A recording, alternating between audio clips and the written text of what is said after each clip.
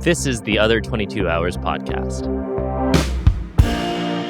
Hey, and welcome to this week's episode of the Other 22 Hours podcast. I'm your host, Aaron Shafer-Haiss. And I'm your other host, Michaela Anne, and we are in the second year of this podcast. So happy to still be here and happy that you're out there listening. A few quick things before we jump into today's episode. Not a lot of people understand that podcast streaming pays exactly $0. It doesn't matter what platform. It doesn't matter how many downloads you have. The only way to make money from a podcast is either to get sponsorships or to sell ads, which we don't want to do because we don't want to sell you a mattress and we don't want to interrupt the conversations. So we've turned to Patreon. And over there, we've started a community for one price. You get everything that we offer currently, everything that we add in the future. And that is community, some behind the scenes things, advance notice of our guests so that you can ask questions and have them answered directly.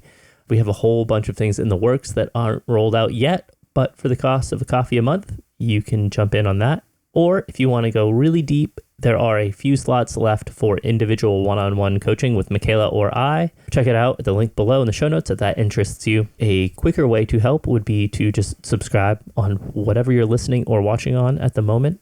And then finally, to just share your favorite episode with somebody that doesn't know what we do. We're out here to provide great insights and tools from our community for our community. And the best way to grow that community is just word of mouth, one-to-one. And one of the things we really pride ourselves on this podcast is that we are musicians ourselves. We're not journalists. So we think these conversations go a little differently than your typical music interview. This is more of a conversation, like friends sitting around a table swapping really honest, vulnerable stories about the reality of building a lifelong career around your art. Which is a crazy thing to do because most of it is outside of our control. And we spend a healthy portion of this episode talking about what is not in our control and focusing on what is right around us. And that happens to be mindsets and routines and our creativity. Generally, we've boiled that down to the question, what do you do to create sustainability in your life so that you can sustain your creativity? And I think we did a pretty good job of nailing that question today in our conversation with Eliot Bronson. Yeah, Eliot Bronson is a singer-songwriter from Atlanta. He has been working as a musician for at least a couple decades, maybe. He's put out a half dozen records, has run the gamut with having big-time producer Dave Cobb, record deals, management deals, and currently feels like he's in a much healthier, better place, learning how to, I guess I would say, more of a DIY approach. And we talk a lot in this episode about learning what's really nourishing and good for us and sustainable and how to meet your needs as a musician and what might just kind of be smoke and mirrors that we're trained to think is the goal. Absolutely. We spend some time talking about Buddhism and mindfulness and meditation, which you know I absolutely love. Eliot uses a great analogy of shifting the focus from like, here's a musician up on a stage way above the audience that's way down there and being an artist in the middle of a circle and creating community around that intentionally and unintentionally. In a fun moment, after talking for an hour and playing multiple festivals together, Michaela draws the connection in her research that maybe her and Eliot were in the Chris Austin songwriting competition at Merlefest together, to which Eliot is like, yeah, I know, Michaela, and I wasn't going to say anything. Because he beat me, but he thought I was really upset about it, and I forgot. So it's a really humorous thing. And also tie that into the whole world of songwriting contests and how that is for your creativity, both positively and not. Wall-to-wall, solidly enjoyable conversation. So with that, here's our conversation with Eliot Bronson. Thanks for having me. I am excited to be your least famous guest. Not true. Yeah. And also, we can dig into that on this conversation because, sure. I mean, that's definitely something that we like to talk about. We've met other times, but we got to hang out a bit at 30A and dig into that. Fame. Yeah, I mean, you know, if you go in by fame, some of our air quotes most famous guests, we had Glenn Phillips, who's the lead singer for Total Let's Rocket, and he's like, I'm in Santa Barbara and I can't afford to buy a house. I'm renting a house. I can't buy a house. We had Mary Chapin Carpenter on, and she's like, 10 years ago, I had a manager that wouldn't respond to me for a year. So, you know, this is this is like 8 times platinum, I think 15 Grammy nominations at that point, and her manager's just ignoring her. That's why we're here, is to kind of just take a needle and poke that bubble of... I feel like it's such a common idea of fame and money doesn't fix problems or make people feel better. So a lot of times we see ways that it makes people feel worse. Right. But I feel like I've always had the mindset of like, yeah, well, maybe it wouldn't for me. Right. Let's try it first.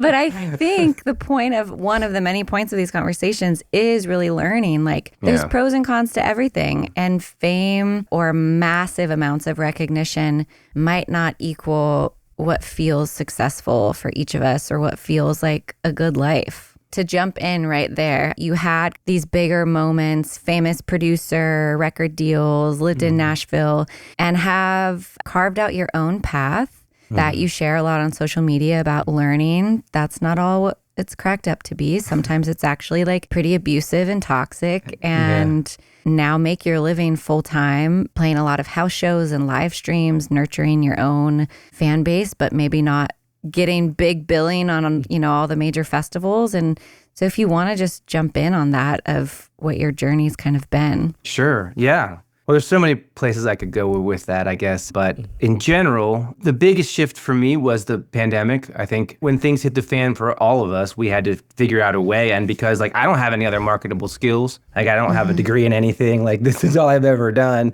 And I've been scraping by forever. And I did it for the longest time by teaching on the side. Before that, I was working in restaurants, like so many people do. You can't really do those things as easily during a lockdown. So I started doing these live streams, and that really this community sort of arose around it, and I wasn't expecting it. But I also really poured myself into it in a way that was just necessity. I needed to pay the bills. What was I going to do? So I just found myself making art again, drawing again, selling my art, and also doing things where biggest contributor will get my latest drawing of the artist I'm covering this week, or just all these ways I was just doing things outside of the box, and they were working. And I don't know why I never thought to do any of those things before. I just figured you just have to get the manager, and you get the agent, and you get the label, and then they do it for you. I wasn't using all these parts of my creativity and personality at all. And then when I had to use them, they started working really well. And then all of a sudden, I was paying down my debt. Then those people, after things started opening up, were like, would you come and play a show for us at our house? And it's sure, I could do that. And then it just felt like I could go directly to the people who appreciate what I do without all these gatekeepers and middlemen taking chunks of it away. And not only, was it more effective, I was actually making more money doing it, but not I wasn't getting the attention, the articles written about me, the way I might have wanted. But then some of that did happen too. Some of those things did find their way in there. So that's the gist of it. It was this redirection from trying to do this top-down thing to a bottom-up. Because there was no other way, I didn't just dream this up, but then it turned out to be just a much more effective route. I love stories like that, and I love the experience of that. In the moment when all of your other options are stripped away, you're like, oh, this sucks. I want literally anything but what is happening right now. Exactly. But at least in my experience, and it sounds like in your experience, what that allows you to create and try can be really cool. It can turn into something that's really amazing that probably wouldn't have come about if there wasn't this point of inflection that sucked.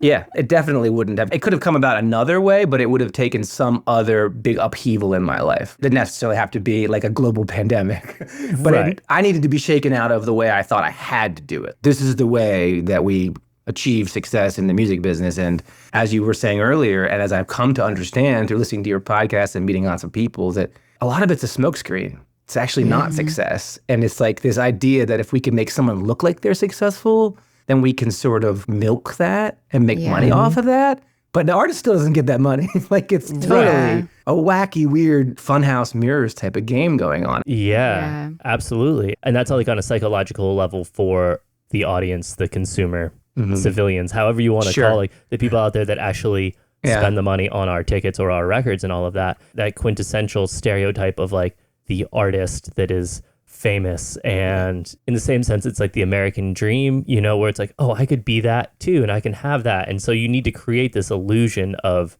grandeur. Oh, all I do is just travel around freely and just sing my songs. They just come to me, and I never work. Exactly. Whatever his name is, dumbass owner of Spotify yesterday was it's free to make music. Content. That's great. Costs next to nothing to make.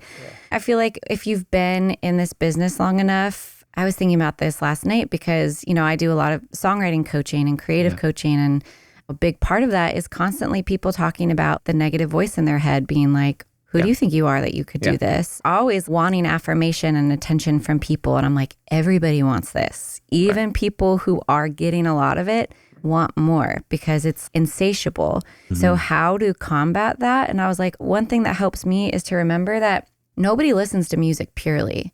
We're all listening to music with so many contexts. What does this person look like? What do I know about them? What room am I in? Is this live? Is it a recording? Am I distracted? Am I hungry? All of that stuff informs how we experience a song. And for any of us who've been in this long enough, we've seen people trying to, get their career going and playing the same songs that nobody's paying attention to in the bar. And a year later, they've gotten a record deal and some manufactured buzz. And all of a sudden, the same people that were ignoring them are now so into it because there's that effect. All to say that we have to kind of always keep that stuff into perspective and know that some of it's luck. And that's not to dig on people who've experienced that manufactured buzz. I've seen that really work and artists be able to sustain that and get the jumping off point. And I've also seen where it's just a flash in the pan and you're like, whoa, their careers are blowing up. And then 2 years later, you're like, what happened to them? What are they doing?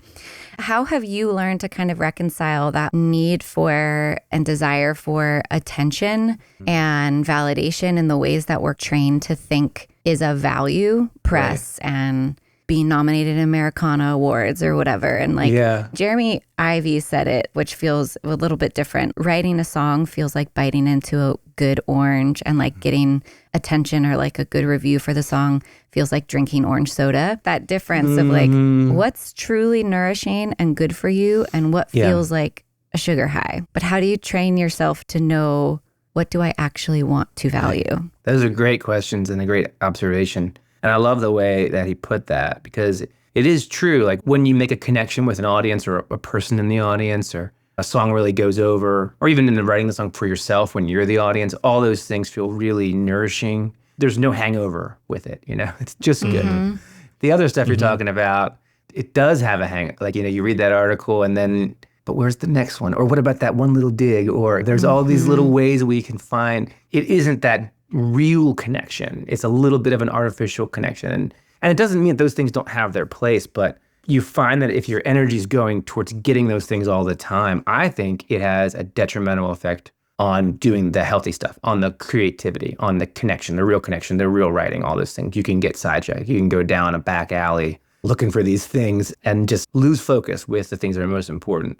So I think it's fine to use those tools or to seek them out in some cases, hire your publicist, whatever. But it's all about balance. If you start getting out of balance where that becomes the thing you're after, I think that should be a little bit of a red flag. It's harder when you're in that really hungry phase, when you're just you just want to break through somehow.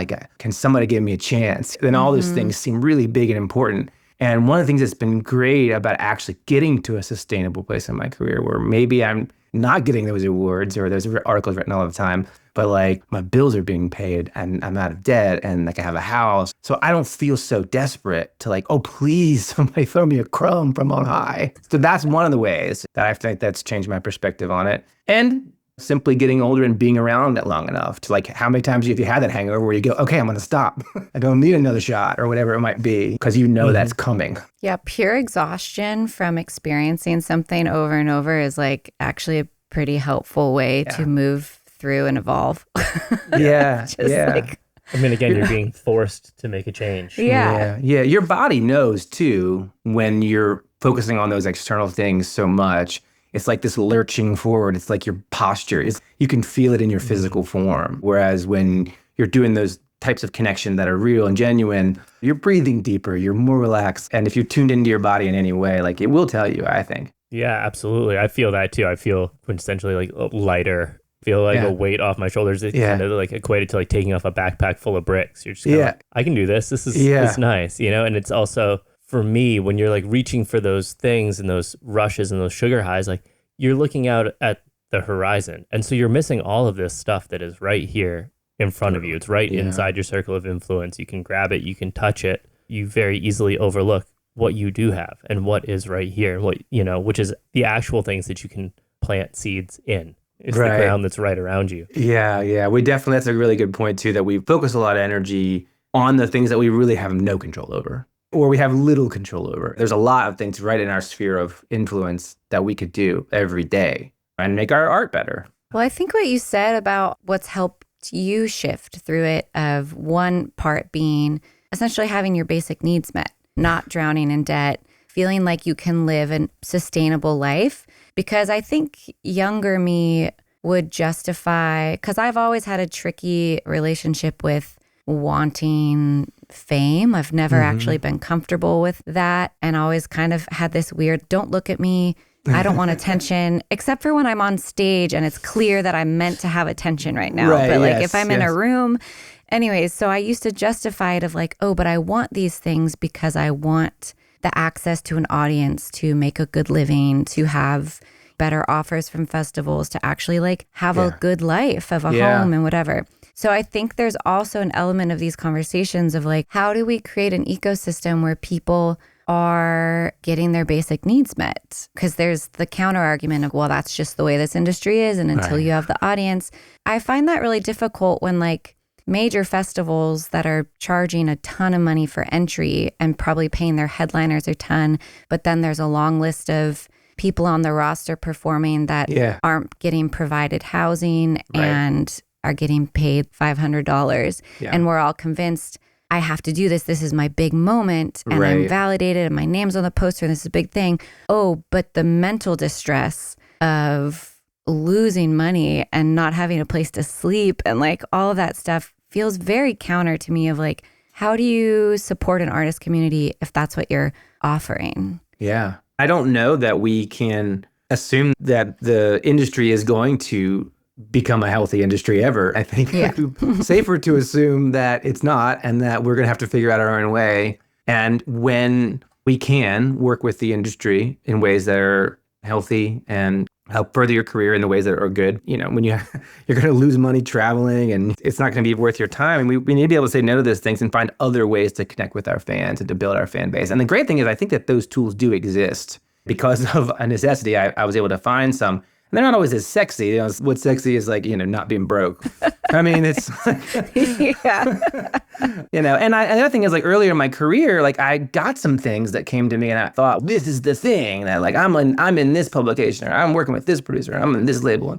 And this is the thing. And then like those things just pass. I'm in the same place I was before, you know? And I had a friend of mine say to me one time, like after like one of this cycle had gone where I had got all this press, I went from getting zero press. And then one year I got like dozens and dozens of articles because I had like a really good publicist and a really, you know, a good sounding record and all that stuff.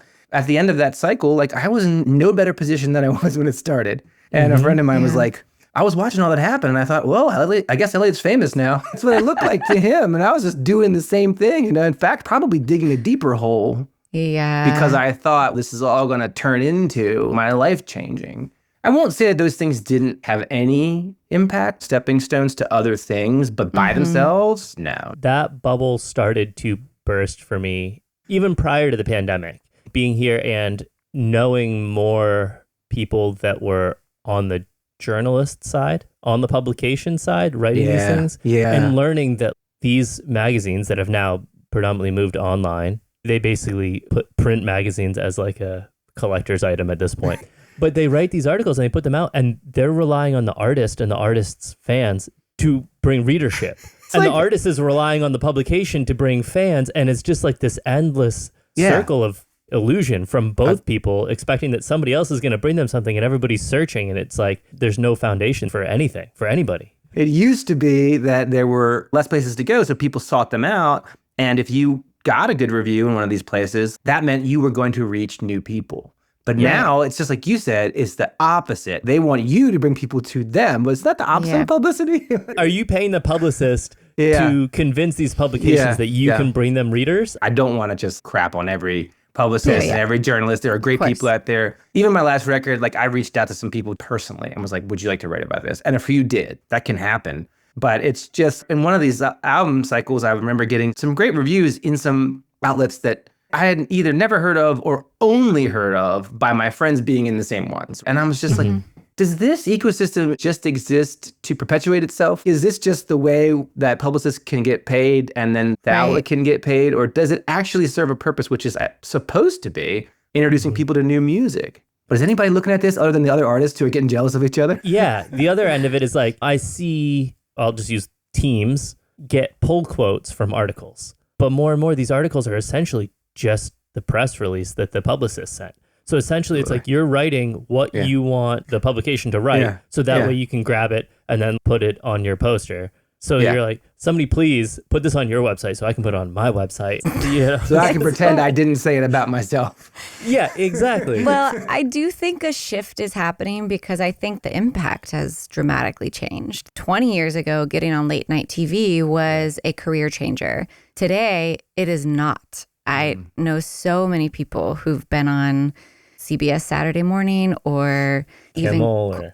Kimmel. And it's doesn't move the needle. I sometimes will look at this stuff and be like, oh, okay, they were on. Does it move their Spotify numbers? No. So who's watching it? So I think then letting it catch up to us being like, all right, our old ways are not working. Do we need to spend the bulk of our album campaign money on a publicist, a very expensive publicist, to get these things that we think look good and will look good on social media? Or should we be hiring like a social media person who's going to make 1 million TikTok videos for us? It's changing so fast, and these are conversations I'm having. I don't think the old way works anymore. So what you said of getting creative and letting your personality come through and being like, what will light me up to like try versus thinking, I got to have a manager, a booking agent, a label, hire a radio promoter and a publicist and get 6 figures in the hole and hope that maybe I'll sell 10 more tickets the next time I hit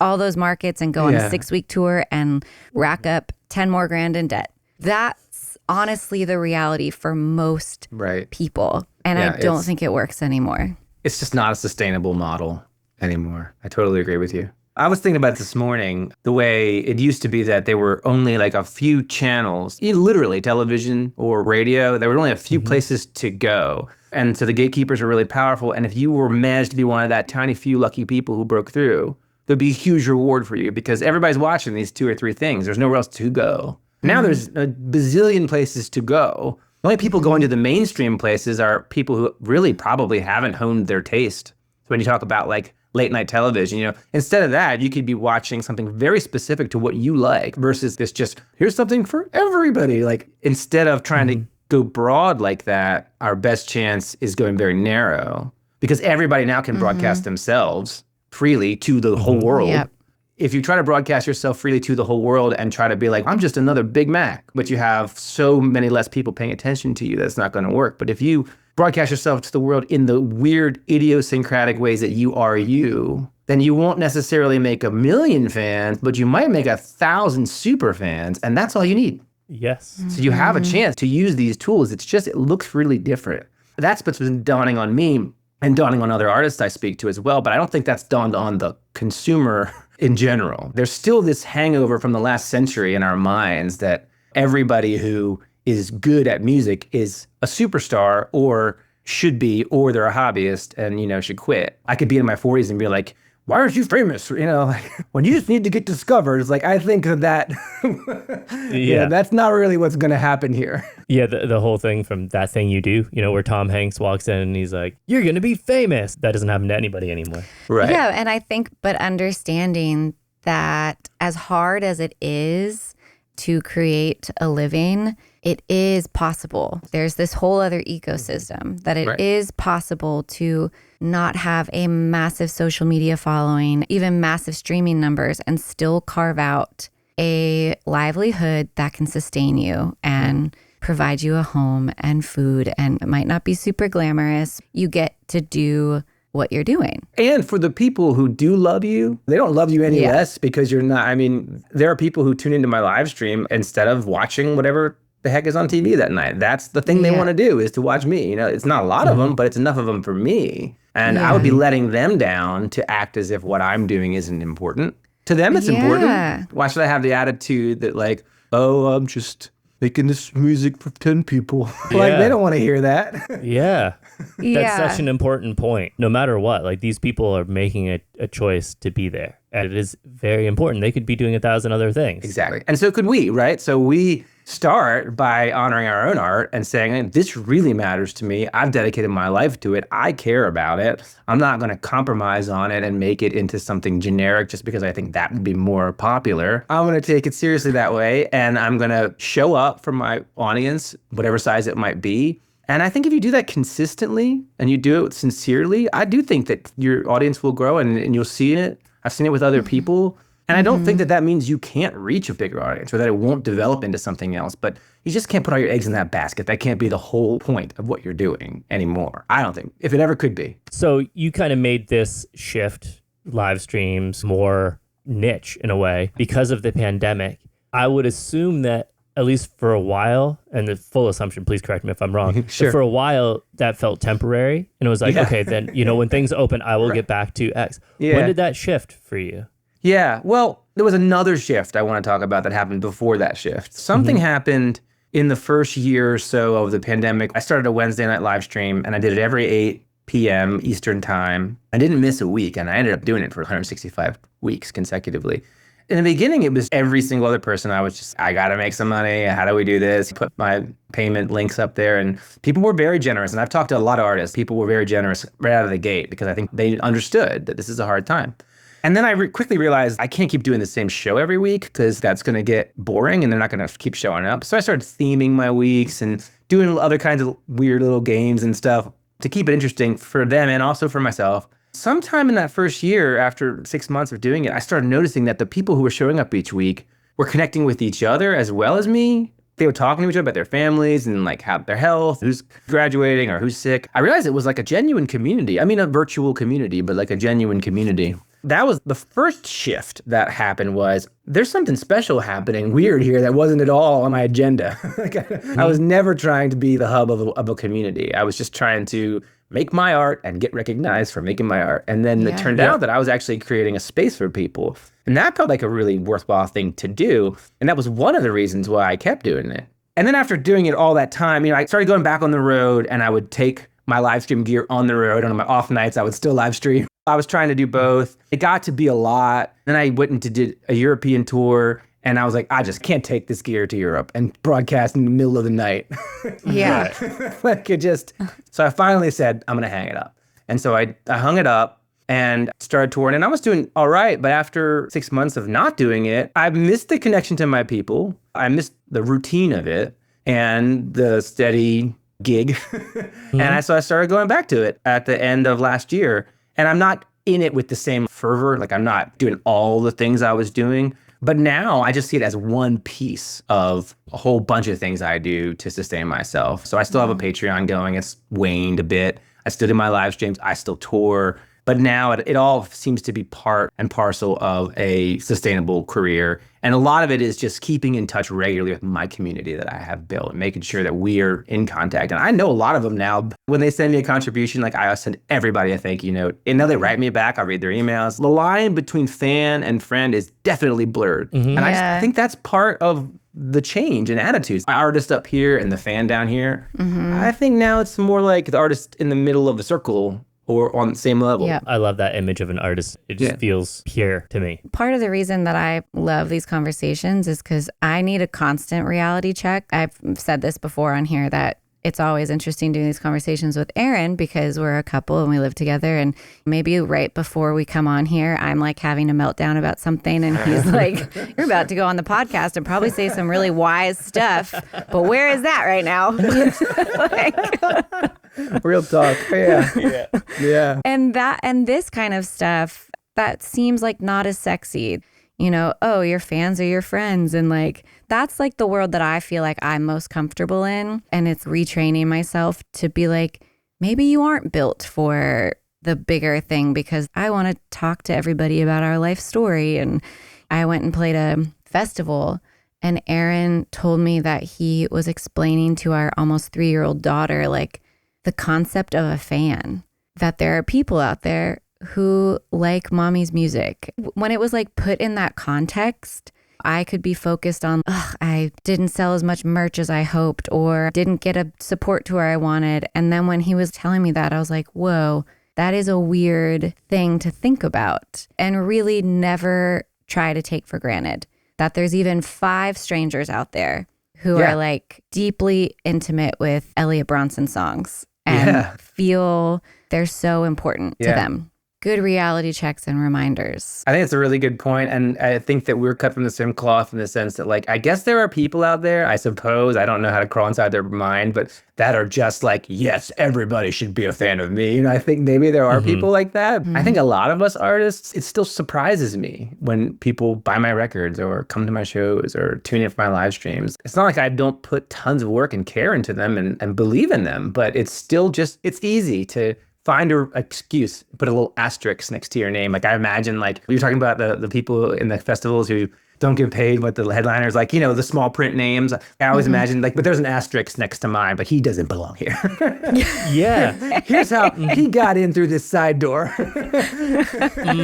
Like, everything good that happens, there must be some other explanation other than somebody just loves it and cares about it. But we do have to remind ourselves that that is the case. Otherwise, you wouldn't be able to do it. You wouldn't have been able to make the records you've made. You wouldn't have been able to make the career you've made, the podcasts you make. I wouldn't have been able to make the records I've made or tour or pay my bills with it. These things wouldn't be possible. And it's really easier to see with other people. It's harder to see with yourself. For sure. Yeah. And like the long-term super fans, not taking that for granted. In my observation, the main focus from teams, from labels, from all that is like growing the audience. I've really gone deep on learning about business in a traditional business sense the last few years.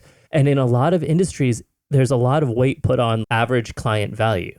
And that's the value of one single client over time. And so it's like, yes, you can grow your clients, and you can get more and more clients and scale up that way. But you can also take the clients, the customers, the fans, whatever you want to label them, and bring them in more, draw them in more. So over time, you get more from them. That's almost an easier way to grow because they're already fans. They already like what you do. They're already like in your circle. You've seemingly started to tap into that of, oh, look at all that's right here. Like, how can I give these people more value? How can I give this more? And there's a whole spring of things that you can find there. I wrote something like that somewhere recently where I just said, instead of, I do threads now, not X or whatever, but whatever I write is really just for me because this is, I need to know this. Like, I know I need to hear it. And somehow if I know that you're reading it, I think I wrote something along the lines of, instead of trying to find more fans, just invest in the fans you have. Because I've got people who literally send me a contribution from my live stream every week. There are people who will send me $20 a week every week for years. I'm making fractions of pennies on Spotify, right? But how many Spotify streams would I have to get that one person's investment in me? And so again, you don't need a lot of people. You just find the right people. But it does require, I think, to find those super fans, you're not going to trick them. You got to really connect with them and meet them by genuinely engaging. And that means making risky, vulnerable work that you care about first, and then offering it second, and then being grateful third, and then following up and doing it again. That's the only process I've seen so far that has yielded any real results in my career. Yeah.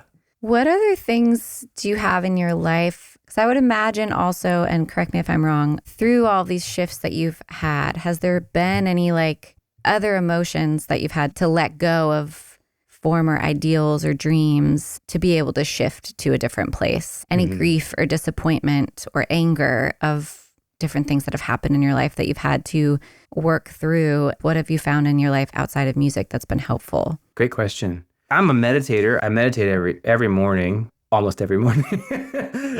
For occasions when I miss it. I've done a deep dive into Buddhism. I discovered it in high school and I devoured everything I could find, read about Tibetan Buddhism, Zen Buddhism, and I grew up actually in a Pentecostal background, so I have a mixture of religious influences, but I think that there was some good in that in the sense that it made me ask a lot of deep questions, but some of it obviously did not stick. So anyway, I found Buddhism, and then I read all these things, and I did a few retreats, and I meditated here and there, but I wasn't really doing it. And if you read anything, they'll tell you the reading of it isn't really the thing. It's the practicing of it. So actually, when I was going through the toughest time in my career with label management, producer stuff that got really nasty. And I was at the same time in a relationship that was falling apart. And I was really kind of at the bottom, had nowhere to go. And that's when I finally started meditating every day. One day I was just like, I got no other direction to go in but here. So I just sat there. I think this is very helpful if anyone wants to start a meditation practice, is to get a timer. As un-Buddhist as that sounds, it's very helpful to have a little window. I'm going to be here for 5 minutes, or I'm going to be here for 15 minutes. And so I started doing that, and pretty quickly I had a pretty interesting experience that changed my relationship with meditation. And after that experience, I could do it regularly. Before that, I had to fight myself to get onto the cushion if I was going to do it. And I still have those mornings, if I'm being honest. But it's much easier now, almost as if there was a room in my house that I didn't know existed. And once I found it, I could go back. But everything was falling apart. Nothing was going to go the way I thought it was supposed to go. And it was just a huge surrender. I think that may have been the thing that opened that up for me. Anyway, that's become a touchstone for me. That's become a place where I need to visit this part of me that is not intellectual, that is not an idea of myself. It doesn't exist in concepts as my being, this raw experience of just being. I need to go to that place on a daily basis and touch in with it so that I can rest there when the whole world is just shit, which is quite often. But just having that touchstone, even for a few minutes, even for a few seconds sometimes, can be enough to sort of be like, okay, this sucks, but I'm all right. I've been a long time meditator as well. Oh, very cool. Again, to varying extents. And I'm currently on a streak of the last probably 8 months, almost every day. But yeah, same thing. I was around 18 or so that I was like, oh, what's this? And read everything that I could and have done different things. But it's the same thing. And I would echo your sentiment on getting a timer. But what that allowed me to do was all these subliminal thoughts of like, oh, what am I doing next? What am I doing next? What about this? That constant highway that's running through my subconscious all the time. Yeah. By putting a timer, it allowed me to turn that off. The comfort to turn that off. I'm not going to like disappear and just be in this complete air quote slacker state. I give myself permission to just sit here for 10 minutes and put all that baggage down and just, again, get in touch with my being that is here all of the time. And very cool. Set in that. And it's a touchstone for me as well. And it was a game changer for me in my career. I think that was also a big shift to get more in touch with the immediacy of life instead of these fantasies that we carry around all the time. They're not necessarily intrinsically bad. We're going to have hopes and dreams and things like that. But just to recognize that that's not happening. There's a temporary idea and it might be useful here or there. But in the meantime, like you spoke about earlier, there's all this stuff happening that I can work with. There's a richness to life that we can mine and take care of. Yeah, absolutely. I've brought it up a bunch of times on this show, but I've been really into Sam Harris the last few years and his viewpoint on meditation, and he comes more from like a scientific end than really like an Eastern Buddhist end. I'm not sure if you're familiar with. I know he is, yeah, for sure. Yeah, so basically his whole approach is what is consciousness and tapping into what consciousness is. Consciousness is like this state and everything else shows up in it, you know, and it can be like the Buddhist thought of leaves floating down a stream or whatever it might be. He talks a lot about kind of just like dropping in immediately, not, you know, doing kind of a warm up to a meditation, just like arriving and being there right when you sit down. And that allows me to touch that throughout the day. You know, if I'm going to open a door or something, standing up, changing position, and understanding that this state of being, of consciousness that I get to when I meditate is there all the time. And so all of these stresses or anxieties or fears or whatever, they're showing up in consciousness. That's right. And they're going to go away. And it's just like little accents on this screen that's there already. Exactly. Yeah, that's right. You just touched it, but that metaphor of the movie and the screen, like the movie's always playing, but we are the screen. We are this awareness that's always here behind it. And another sort of analogous comment, I don't know if you ever read Suzuki Roshi, Zen Mind, Beginner's Mind, is a very famous book, and he talks about this concept of always being a beginner. And when you start out something, you pick up a guitar, you have no idea what it is. It could be anything. It could be a drum. You know, you could play it any number of ways. And just looking at the world that way of not understanding it leaves all these possibilities open and puts you in the moment. And he says in that book, just to bring it back to our talk, he says the beginner's mind is also the secret of the arts. So I think that there is a real powerful connection here between presence and creativity. I think that's where the wellspring exists. When I'm in my loops of craziness, that is not when I get my best material. Yeah. And to tie it into what we were talking about here with the pandemic or needing an inflection point to like really shift things, it's we all fall into that, put those blinders on. It's like, I need a label, I need a manager, I need a publicist, I need this and this and this, and they're going to do this, this and this, and that's how I'm going to work. And all of a sudden you sit and you're like, oh, none of that's an option. Okay, what is here? And you have you're forced to approach it with the beginner's mind of like, I know nothing, and take those blinders off and look at what can happen. Absolutely. I just realized the other day that younger version of me, not only did I think I needed to have all those things, but like I was almost embarrassed if I didn't have them. Like people wouldn't take me seriously. I would pretend I had a manager, or like I've pretended to be my manager, you know, all those things, which, you know, that has its place just from a practical standpoint. One of the great things about getting to a healthier, more balanced place is I'm not embarrassed. Like, I don't have a manager at the moment. The last one I had, we kind of parted ways during the pandemic. And if the right person came along and could help, that'd be great. But I'm not paying somebody 20% if they're not bringing 20% more value. Like, I'm not at all ashamed to not have a manager right now. I'm doing fine. And the people in the past that I was like begging for me to manage, please manage me. Like, and I didn't have anything to manage. I mean, maybe you shouldn't trust all those people. Yeah. I definitely shouldn't have trusted some of them. It's an interesting shift in perspective. It's like when you feel confident and healthy and you're making good work and you're connecting with real people, these things also don't seem as important. I don't need to try to convince somebody that if I had a manager, I'd be a better artist. It wouldn't make me a better artist. Yeah, I think they're all seen as like stamps of approval. Again, it's all like the gatekeeping of, if you have a manager or a radio promoter or whatever, then the next person that you're trying to get something from will think that you're validated. They're probably inundated with lots of inquiries. So that's how you can filter through rather than listening to everybody. Well, I trust this promoter or manager, so blah, blah, blah. But on an emotional side, it is really damaging to think, I have to find these other people to take a piece of my pie, and hopefully they will bring more value in a bigger pie. That somehow is going to make me feel like I'm more worthy of an artist. Yes. Yeah, that is the key right there. Are we making responsible business decisions, or are we trying to feel more valid?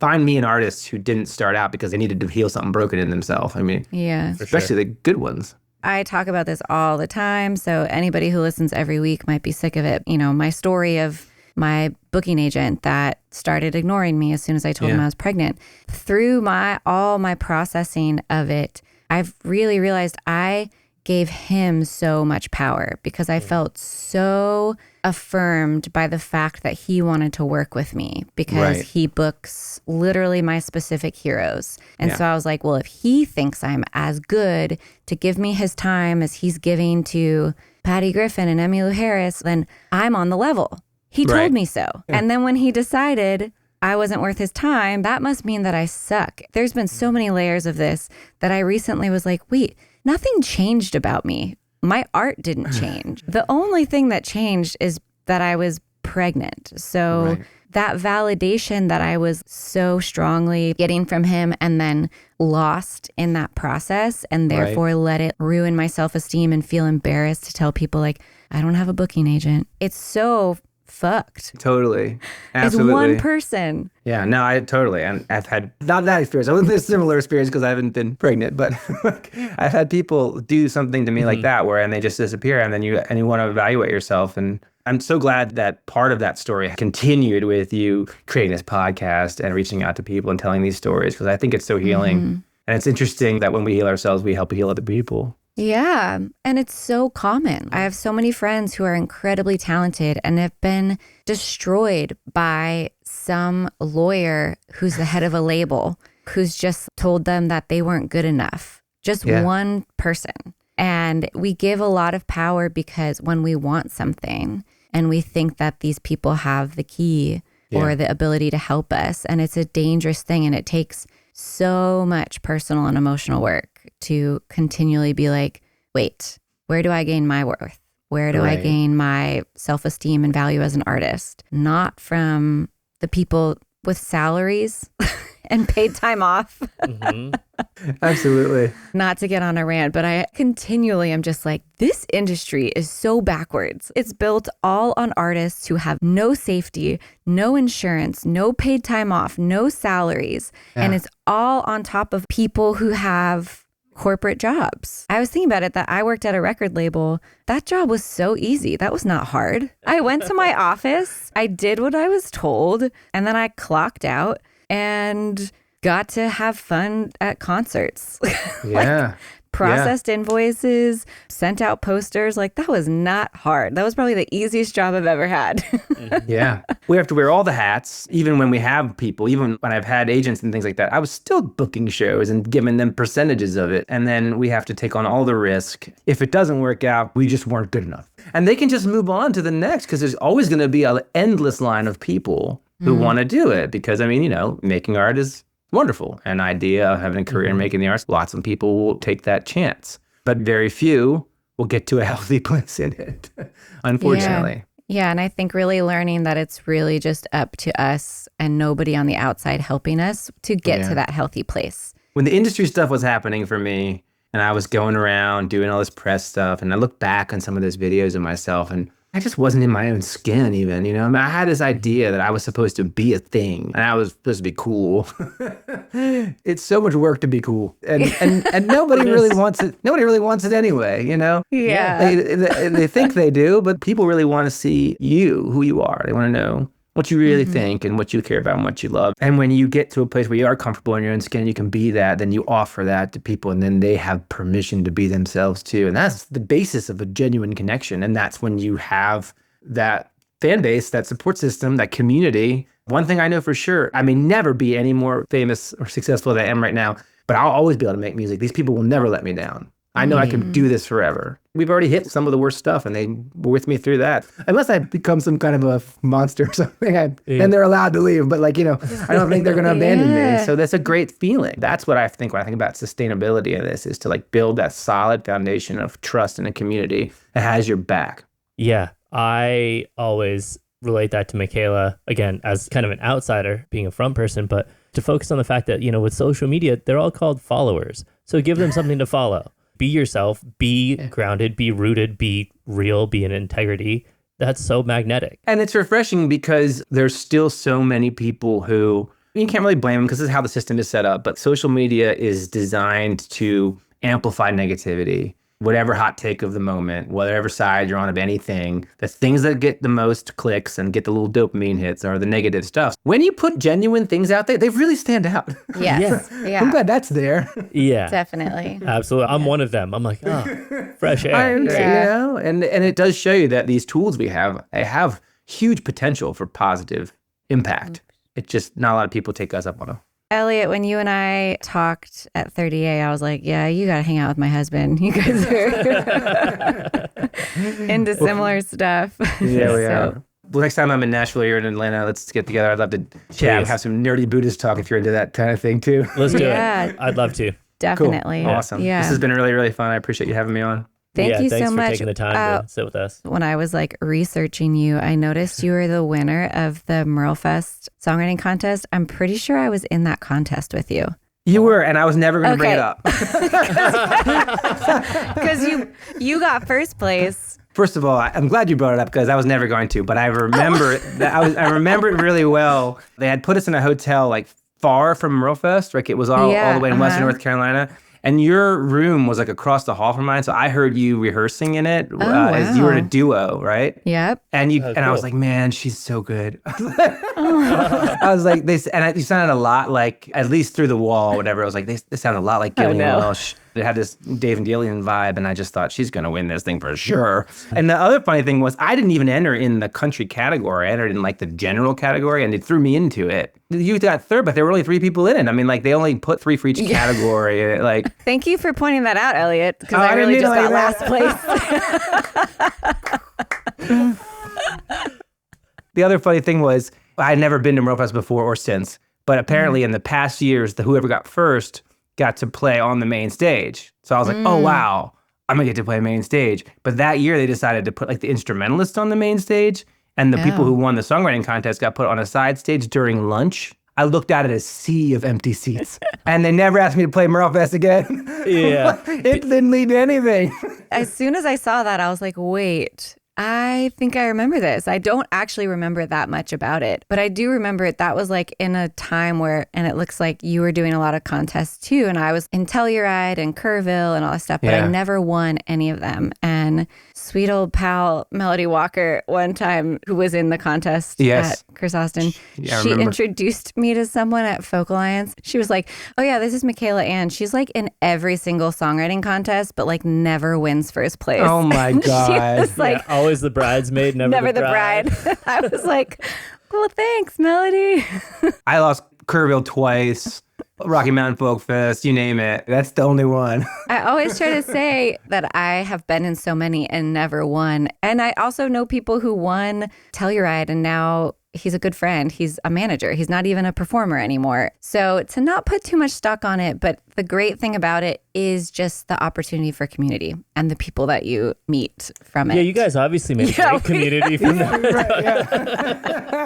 Here we are, 12 years later, 10 years later? More than that. Yeah. I think you were there. No, it's funny. Yeah. I love that you were never going to bring that up to me. Because again, I lost Kerrville twice. I lost a bunch of these contests. And I know everybody who won them in my mind. I know.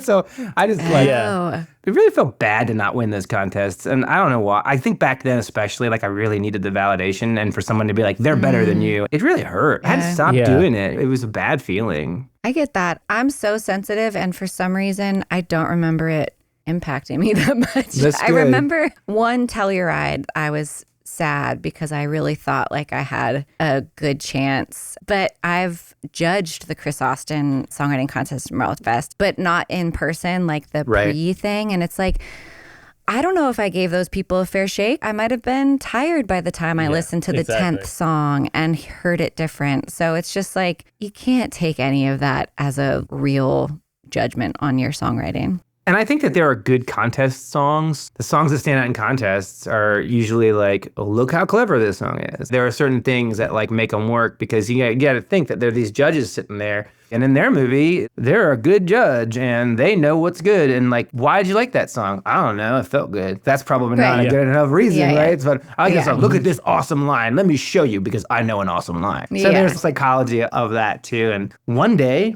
this song hits me hard. And another day, this song hits me hard. If the contest was on a Tuesday, somebody else wins. Yep. Yeah. Exactly. Well, I'm glad I brought that up at the end. Well, I'm glad you are too, so I can stop wondering if should I say anything about that? Oh, yeah. You should say something. I just feel because I'm really sensitive too, and I'm I bet Michaela hates me because I won that contest. Man. And then I'm wait a second. Were we? Have I seen you before? We're all good. We've been in this game for a long time, and I've forgotten more than I remember. There we go. All right, Eliot. All right. Thanks so much, man. Thank you. Appreciate it. Hey, real quick before we wrap up today's episode, it takes a lot to produce even a small show like ours, so if you enjoyed today's episode, please consider taking a minute to check out our Patreon. There's a lot happening over there, all with the intent of growing our community and offering you more resources to navigate a career based on your art more sustainably. You can learn more at the link in the show notes below. Thanks for being here with us, and we'll catch you next time on the Other 22 Hours podcast.